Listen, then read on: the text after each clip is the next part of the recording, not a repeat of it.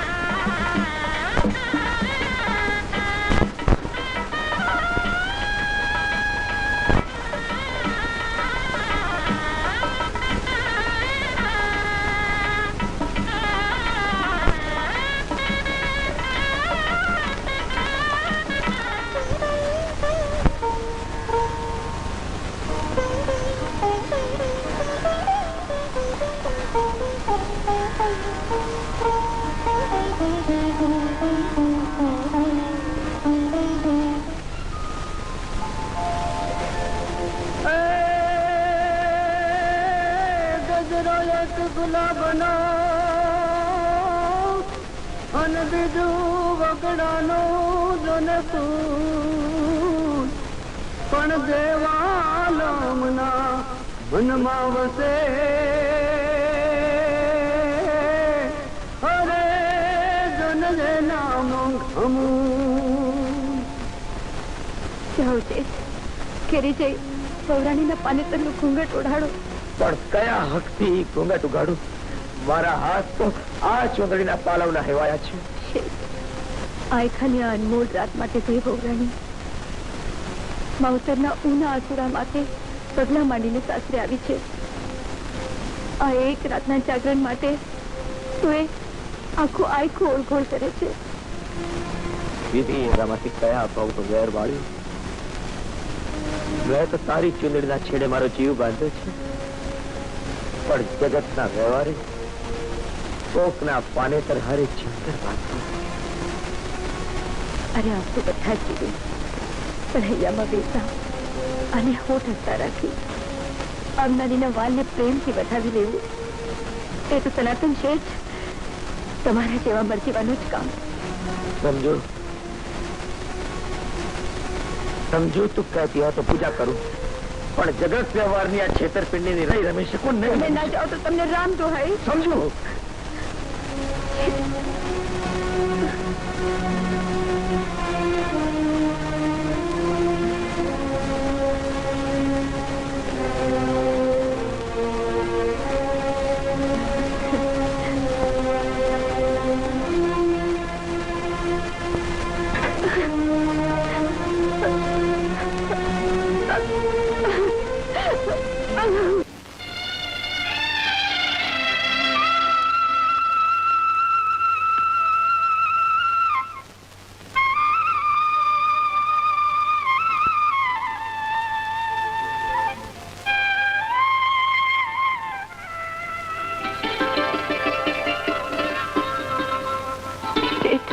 પૌરાણીના પાનેતરનું ઘૂંઘટ ઓઢાડો.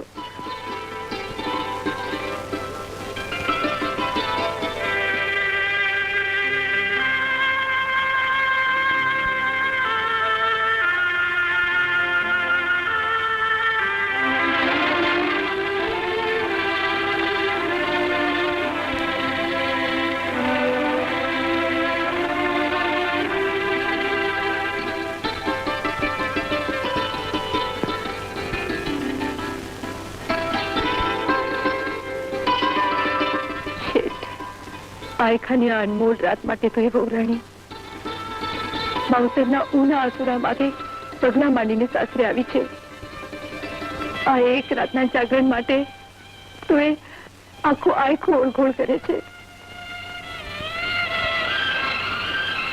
અરે આમ તો બધા જ જીવે પણ હૈયામાં વેદના અને હોઠ હસતા રાખી આવનારીના વાલને પ્રેમથી વધાવી લેવું એ તો સનાતન શેઠ તમારા જેવા મરજીવાનું જ કામ.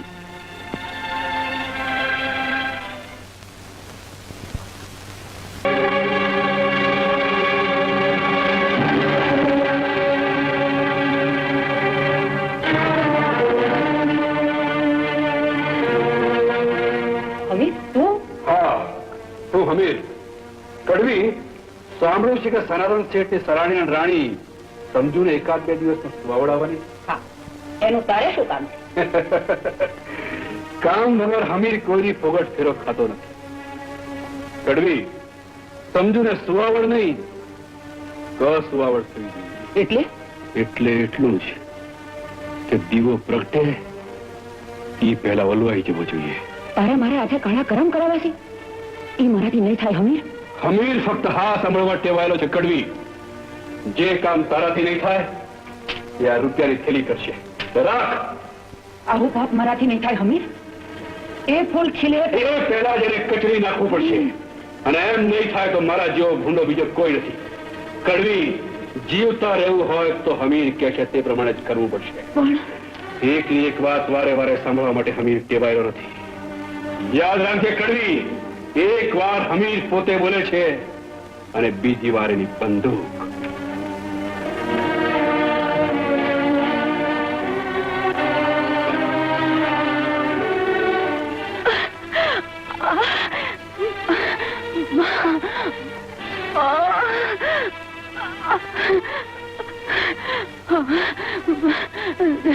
અરે હિમ્મત રાખ, હિમ્મત રાખ. શેઠ સનાતન નું નામ લઈને પડકારો કર. ભગવાન તને દીકરો દેશે.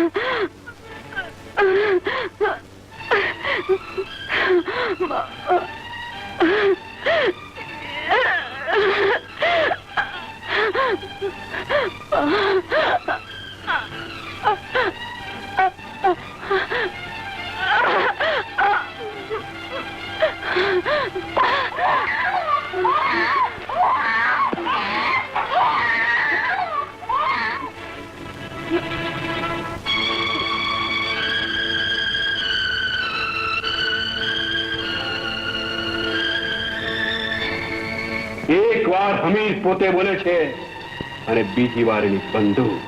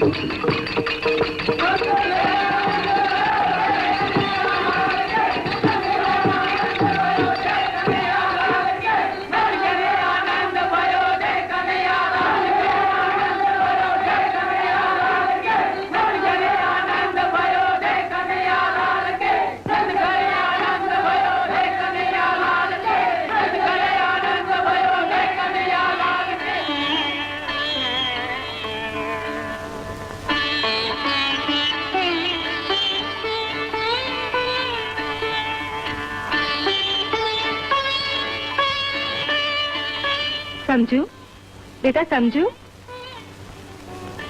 જો ગોકળ આઠમની અડધી રાતે દીકરો અવતર્યો છે. આનું નામ કનૈયો રાખજે.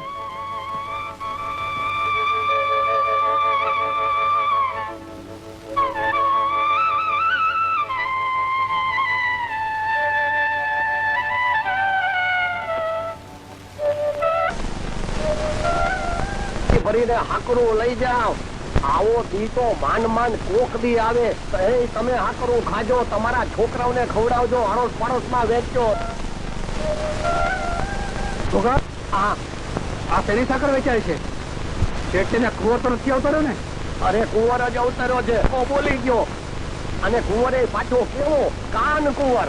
આ રાત્રે કાનજી મહારાજ નો જન્મ થયો તઈ તમે જાગતા નહોતા? નહીં, હુઈ રહ્યા. તો કઈ વાંધો નહીં, કઈ વાંધો નહીં. તમે હુઈ રહ્યા હો ને તો હું તમને હાકર ખવડાવીશ. લ્યો, લ્યો, કરો તમારું મોઢું કરવું નહીં મીઠું. હવે આ ખાખરાની ખિસકોલી ખાકર નો અવાજ તું જાણે. પડાકો બોલાવી દીધો. છોકરી તે હમીર ને છેતર્યો. આજે હું તને જીવતી એમ કહું. યાદ કરે તારા ઉપર વાળાને. ઘર ભૂલ્યો હમી તારા ડારાથી ડરી જાય એ કડવી નહીં. કર ભડાકો ને ભીંધી નાખા છાતી અને પૂરી કર તારા લોહીની તરફ. તારા રૂપિયાના રણકારની કડવીની મમતાને તું નહીં મારી શકે. કડવી હમી તને જન્મ આપનારી પણ હું જ હતી. મને પસ્તાવો થાય છે કે તે જ વખતે જો તને ગળે ટૂંકો દઈ દીધો હોત તો આજે આ વારો ન આવત. હરામી મને પાપને રસ્તે દોરતા તું શરમાતો નથી. લે ઉપાડ તારા રૂપિયા અને હાલ તો થઈ નથી.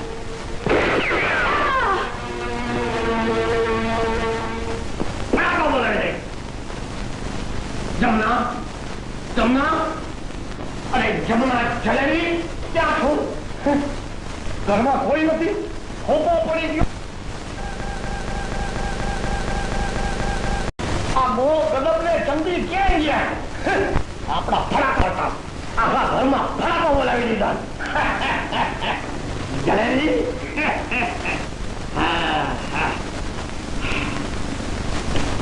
જમના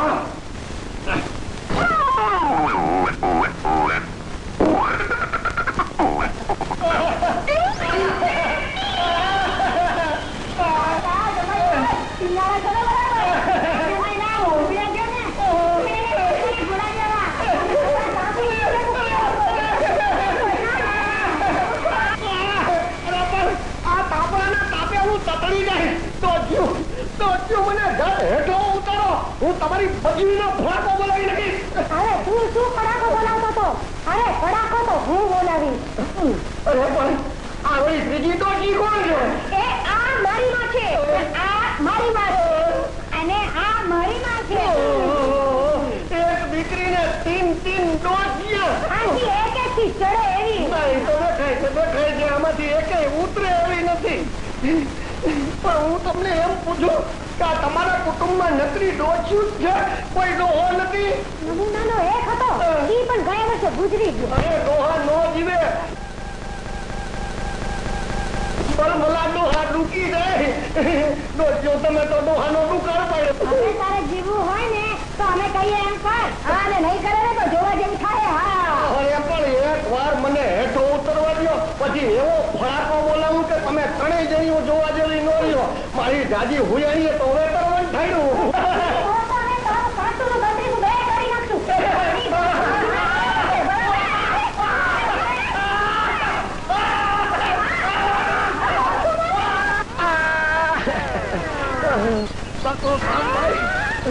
મને મારીને પાંગેલ કોળાગડી જેવો કરી નાખ્યો.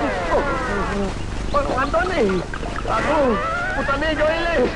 મારો વખત આવશે ને તો એવી સાફ કરી નાખીશ, એવી સાફ કરી નાખીશ કે તને હારી નિરાન કરવી પડે.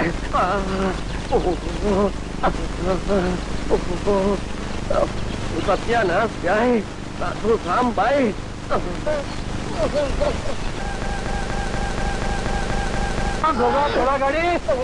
ક્યાં ઘાયલ થઈ ગયો?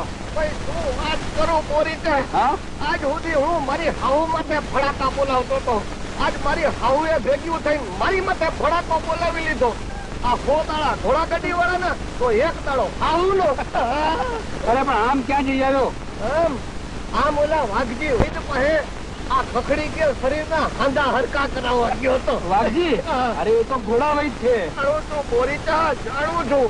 પણ આ ઘોડા ભેગો રહી રહીને હું ઘોડા જેવો જ થઈ ગયો છું. મને ઘોડાની જ દવા લાગુ પડે છે. આ મારામાં ઘોડામાં તમને કઈ ફરક દેખાય છે? અને જો દેખાતો હોય ને તો તમારી બત્તીઓમાં ઘાસલેટ ફૂટી ગયું છે એમ સમજો. મને તારામાં અને ઘોડામાં કઈ ફરક લાગતો નથી. પણ આ બધું શું કેવી રીતે?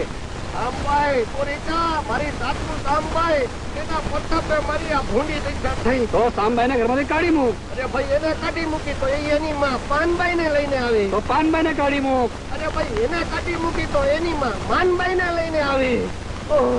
તે ત્રણેય ઘડીએ ભેગી થઈ અને મને ભાંગેલ ઘોડાગાડી જેવો કરી નાખ્યો. 100 દાડા ઘોડાગાડી વાળા ને તો એક દાડો સાસુ નો આવું એનો શિકાર ન કરતો. હું શ્યામભાઈ ને મળી લઈશ અને એને સમજાવીશ. બરાબર સમજાવજો. રામભાઈ